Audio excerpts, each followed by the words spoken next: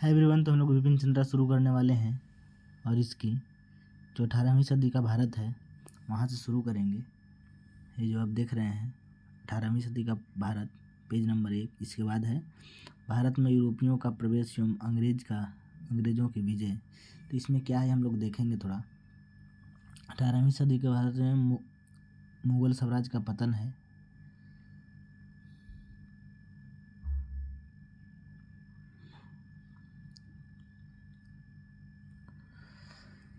चलिए तो शुरू करते हैं। मुगल साम्राज्य का पतन। महान मुगल साम्राज्य करीब 2 सदियों तक अपने समय के अन्य साम्राज्यों के लिए ईर्ष्या का विषय था। 18वीं शताब्दी के पूर्वार्ध के दौरान मुगल साम्राज्य का पतन और विघटन हो गया। मुगल बादशाह ने अपनी सत्ता खो दी और उसका साम्राज्य दिल्ली के इर्द गिर्द वर्ष मील तक सीमित रहा। अंत में 1803 में दिल्ली पर भी ब्रिटिश फौज का कब्जा हो गया। प्रतापी मुगल बादशाह एक विदेशी ताकत का हौसला बनकर हो गया और साम्राज्य की एकता और स्थिरता औरंगजेब लंबे समय से कठोर शासन के दौरान डगमगा गई। फिर भी उसकी अनेक नुकसानदायक नीतियों के बावजूद 1707 में उसकी मौत के समय मुगल प्रशासन काफ़ी कुशल तथा मुगल फौज की काफ़ी ताकतवर थी। उसके लिए अलावा देश के मुगल राजवंश की इज्जत भी कायम था। औरंगजेब की मौत होने पर उसके 3 बेटे के बीच गद्दी के लिए संघर्ष हुआ। इसके संघर्ष में 65 वर्षीय बहादुर शाह विजयी रहा और वह विद्वान, आत्मगौरव से परिपूर्ण योग्य था। उसने समझौते और मेल मिलाप की नीति अपनाई। इस बात के सबूत मिलते ही कि औरंगजेब द्वारा अपनाई गई संकीर्णतावादी नीतियों और कदमों में कुछ को उसने बदल दिया। उसने हिंदू सरदारों, राजाओं के प्रति अधिक सहिष्णुता रुख अपनाया और उसके शासनकाल में मंदिरों को नष्ट नहीं किया गया। आरंभ में उसने आमेर और मारवाड़ यानी जोधपुर के राजपूत राजाओं पर पहले से अधिक नियंत्रण रखने की कोशिश की। इस उद्देश्य से उसने आमेर की गद्दी पर जयसिंह को हटाकर उसके छोटे भाई विजय सिंह को बिठाने की और मारवाड़ के राजा अजीत सिंह को मुगल सत्ता में अधीनता स्वीकार करने के लिए मजबूर करने की कोशिश की। उसने आमेर और जोधपुर शहरों की फौजी घेरा जमाने की कोशिश की, किंतु इसका कड़ा प्रतिरोध किया गया। शायद इसी वजह से उसने अपनी गलत कार्रवाइयों का एहसास किया और उसने दोनों राज्यों के तुरंत ही समझौता कर लिया। वैसे समझौता उदारतापूर्ण नहीं था। राजा जयसिंह और अजीत सिंह को अपने राज्य तो फिर से मिल गए, परंतु ऊंच सूबों तथा मालवा और गुजरात जैसे महत्वपूर्ण सूबों के सूबेदारों के ओहदों की उसकी मांग नहीं मानी गई। मराठा सरदारों के प्रति उसकी नीति ऊपरी तौर पर ही मेल मिलाप की थी। उसने दक्कन उन्हें सरदेश मुखी वसूलने का अधिकार दिया मगर चौथ का अधिकार नहीं दिया गया, इसलिए वे पूरी तरह से संतुष्ट नहीं हुए। बहादुर शाह को मराठा विधिवत राज्य नहीं माना। इसके लिए मराठा राज आधिपत्य का ताराबाई और साहू को आपस में लड़ने के लिए छोड़ दिया। नतीजा यह हुआ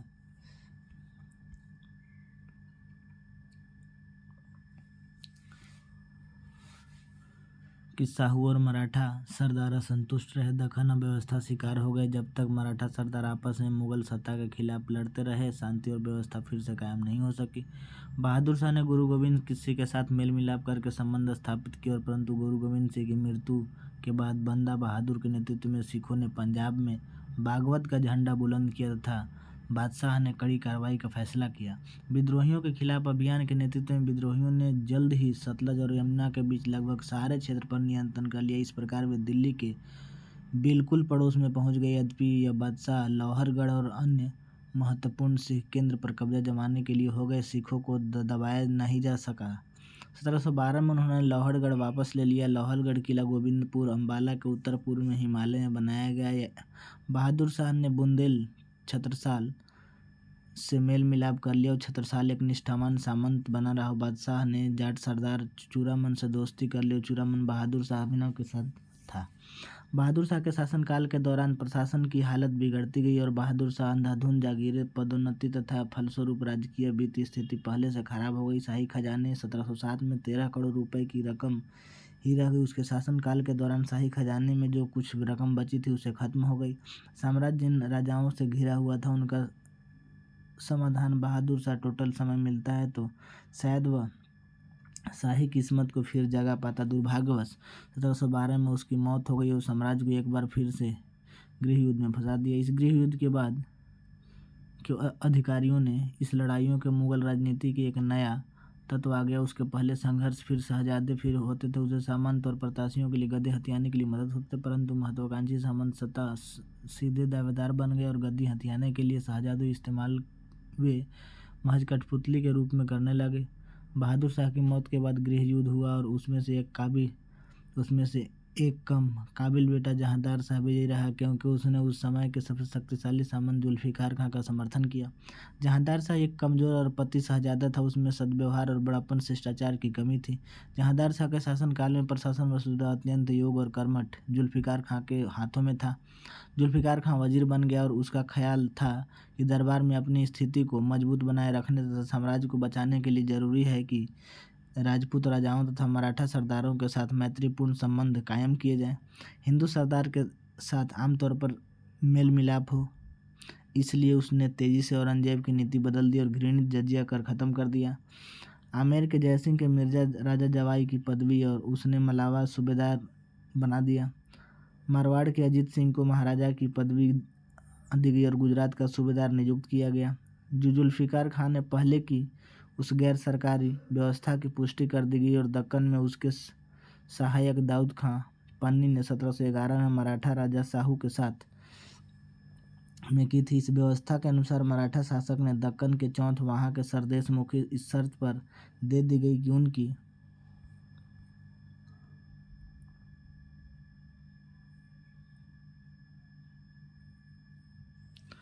वसूली मुगल अधिकारी करेंगे और फिर मराठा अधिकारी को दे देंगे। जुल्फिकार खान ने चूड़ामन और जाट छत्रसाल बुंदेला के साथ मिलकर मेल मिलाप कर लिया। केवल बंदा सिखों के प्रति उसने दमन की नीति जारी रखी।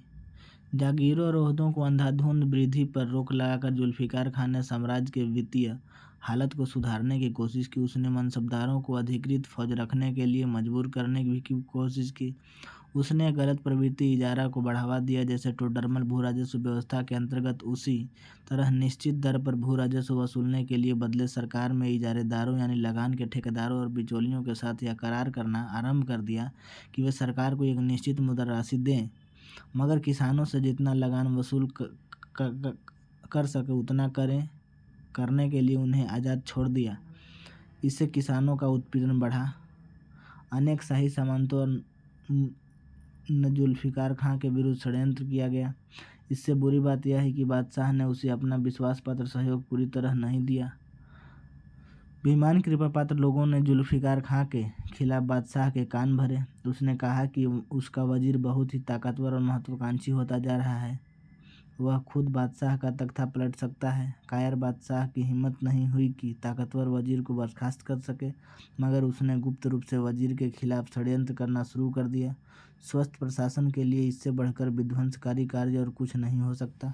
जहांदार शाह यशहीन शासन जल्द ही जनवरी 1713 में आगरा के अपने भतीजे फर्रुखसियर के हाथों में हार जाने का समाप्त हो गया। फर्रुखसियर ने अपनी जीत सैयद बंधुओं अब्दुल्ला खान, हुसैन अली बाराह के कारण मिली। इसलिए अब्दुल्ला खां को वजीर का पद और हुसैन अली को मीरबख्शी का ओहदा मिला। हुसैन अली को वजीर का पद और मीरबख्शी को वजीर का ओहदा मिला। जल्द ही राजकाज में दोनों भाइयों ने का बोलबाला हो गया। फर्रुखसियर के शासनकाल की जो क्षमता नहीं थी कि वह कायर, क्रूर, अविश्वसनीय और बेईमान था, इसके अलावा वह नालायक, मुंह लगे लोगों तथा चापलूसों के असर में आ जाता था। अपनी कमजोरियों के बावजूद फर्रुखसियर शायद बंधुओं और बुरोकटों को काम करने के लिए तैयार नहीं था, बल्कि वह अपनी व्यक्ति सत्ता कायम करना चाहता था। दूसरी ओर बंधुओं का पक्का विश्वास था कि केवल उनके हाथों में वास्तविक सत्ता आने तथा बादशाह के नाम मात्र शासक होने पर ही प्रशासन ठीक ढंग से चलाया जा सकता है, साम्राज्य के आकर्षण को रोका जा सकता है, उनकी अपनी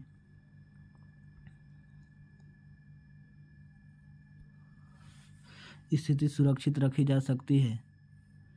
इस तरह से बादशाह फर्रुखसियर ने उसके वजीर तथा बख्शी के बीच सत्ता के लिए एक लंबा संघर्ष आरंभ कर दिया था। सालों कृतंग ने दोनों भाइयों को उखाड़ फेंकने के लिए षड्यंत्र किया, मगर हर बार असफल रहा। आखिरकार सैयद बंधुओं और 1719 में गद्दी से उतार फेंका और मार डाला। उसकी जगह उन्होंने बहुत जल्दी बारिश से 2 युवाओं शहजादों की गद्दी पर बिठाया और क्षय रोग से हुआ तब सैयद बंधुओं ने 18 वर्षीय मोहम्मद शाह को हिंदुस्तान का बादशाह बनाया। फर्रुखसियर के तीनों उत्तराधिकारी सैयद बंधुओं और हाथ में कठपुतली मात्र थे। यहाँ के लोगों से मिलने जुलने, घूमने फिरने की उनकी व्यक्तिगत आज़ादी पर भी नियंत्रण था। इस प्रकार 1713 में 1720 में उन्हें उखाड़ फेंके जाने तक राजकीय प्रशासन सैयद बंधुओं तक चलती रही।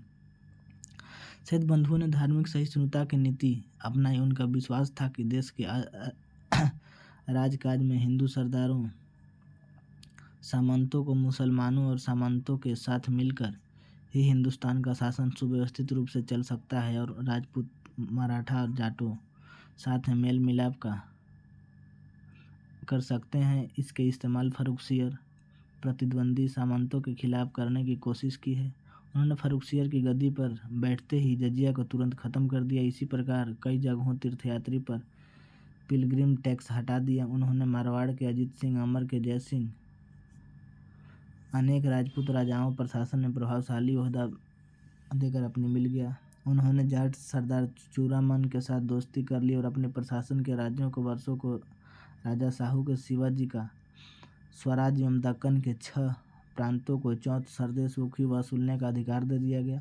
उसके साथ ही समझौता कर लिया और बदले में साहू ने उन्हें 15,000 घुड़सवारों का दक्कन के साथ समर्थन देने को तैयार हो गया। सैयद बंधुओं के बगावत को दबाने के लिए साम्राज्य को प्रशासन बिखराव से बचाने के लिए जोरदार प्रयास किए। इस कार्यों में मुख्य रूप से वे इसलिए विफल रहे क्योंकि उन्हें निरंतर राजनीतिक प्रतिद्वंदी झगड़ों और दरबार में षड्यंत्रों का सामना करना पड़ा। शासक क्षेत्रों में निरंतर चलने वाली वैमनस्य ने प्रशासन के सभी स्तरों को अव्यवस्थित ही नहीं किया बल्कि ठप भी कर दिया। राज्य की वित्तीय स्थिति तेजी से खराब हो गई और इसकी जमींदारों और बागवती के लिए भू राजस्व अदा करने से इनकार कर दिया। अफसरों ने राजकीय आमदनी गबन कर लिया। इजारा व्यवस्था के प्रसार के कारण केंद्रीय आय कम हो गई। फलस्वरूप अफसरों और सैनिकों की तनख्वाहें नियमित रूप से नहीं दी जा सकी। फलस्वरूप सैनिकों के अनुशासनहीनता फैल गई, यहाँ तक कि वे विद्रोह करने लगे। यद्यपि सैयद बंधुओं ने सभी प्रकार के सामंतों के मेल मिलाप पर दोस्ती करने के लिए जोरदार व्यवस्था की, लेकिन निजाम उल मुल्क और उनके पिता के रिश्ते भाई मोहम्मद अमीन खान के नेतृत्व में सामंतों का एक शक्तिशाली गुट उनके खिलाफ षड्यंत्र करने लगा। ये सामंत दोनों भाइयों के उनकी बढ़ती हुई ताकत के कारण ईर्ष्या करते थे। फर्रुखसियर की गद्दी से हटाए जाने के बाद मार दिए जाने के अनेक सामंत भयभीत हो गए। अगर बादशाह को मारा जा सकता था तो उसके सामंत क्या सुरक्षित रहते? इसके अतिरिक्त बादशाह की हत्या ने दोनों भाइयों के खिलाफ जनता की घृणा एक लहर पैदा कर दी। लोग उनके विश्वासघात के रूप में देखने लगे और नामक हराम कहने लगे। औरंगजेब के ज़माने में अनेक सामंत भी सैयद बंधुओं को, राजपूतों और मराठा सरदारों के दोस्ती और हिंदुओं के प्रति उदार की नीति को नापसंद करते थे। इन सामंतों की घोषणा की कि सैयद बंधु